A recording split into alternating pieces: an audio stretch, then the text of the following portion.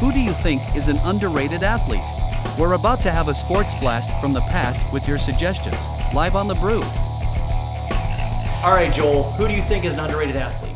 All right, I'm going to give you one that not really too many people are going to know unless they've paid really close attention to baseball, and it's going to relate to my favorite baseball team right there. But Ben Zobrist. Do people remember how good that dude was? Do people remember that dude had like a season with Tampa where he was completely unknown, wasn't an MVP candidate, and had one of the highest wins above replacements in the league. I think it was above 7. You guys can fact check me on Baseball Reference if you want to, but Ben Zobrist, man, he could play any position. He could hit for power, clutch, contact, and then he went over into one World Series back-to-back years, had the game-winning hit in the 2016 World Series for the Cubs, one for the Royals at the trade deadline. So the dude could play in the postseason. He could play in the regular season. They moved him around a lot of positions.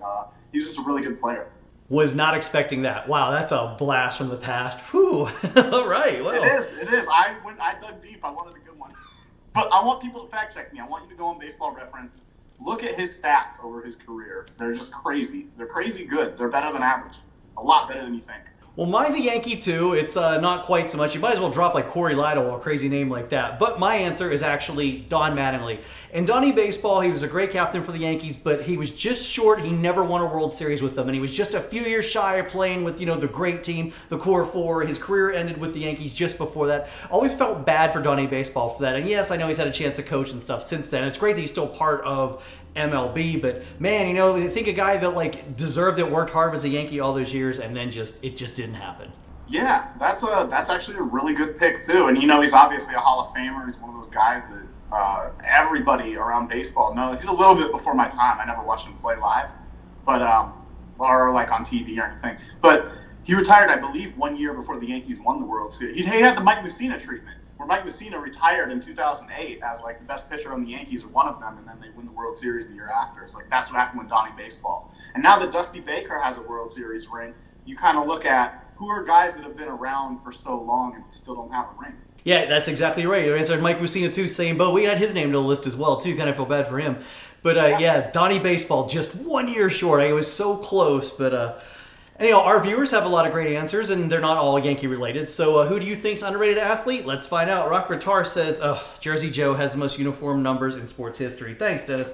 Harsh says Crash Davis. Vamos Yankee says Nestor Cortez. Oh, another Yankee list. I agree with that. Alan says me. I struck out 3 times instead of 4 in a game. Nice. And Real Treats Tweets brings it back seriously, though, and says Teddy Bluger for the Pens. He's always putting in the work. He just needs to stay healthy.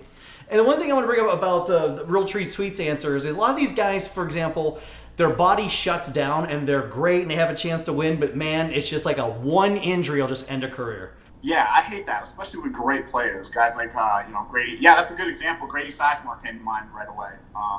But guys where you think Derrick Rose's career would be a lot different. There's a lot of athletes you could put into that category.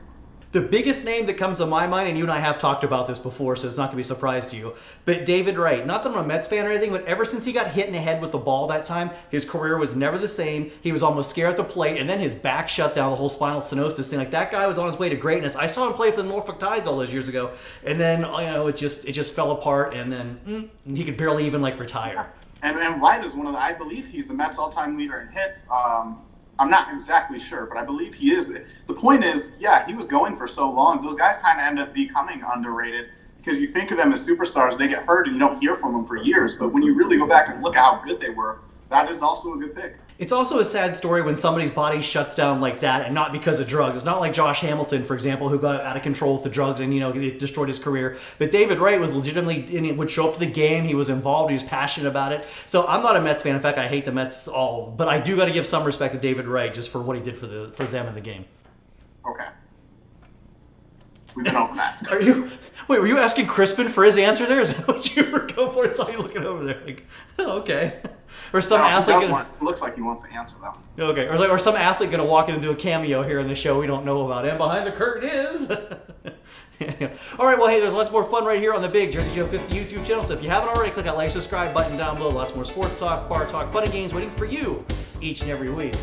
Interesting topic. We got some crazy names in this one. I was hoping we get some more involved names. We definitely got one Penguin, and Nestor Cortez too is a Yankee. He's a little early to put on this list because he still has a way to go, at least I think. But he'll be a great. His 2022 season certified.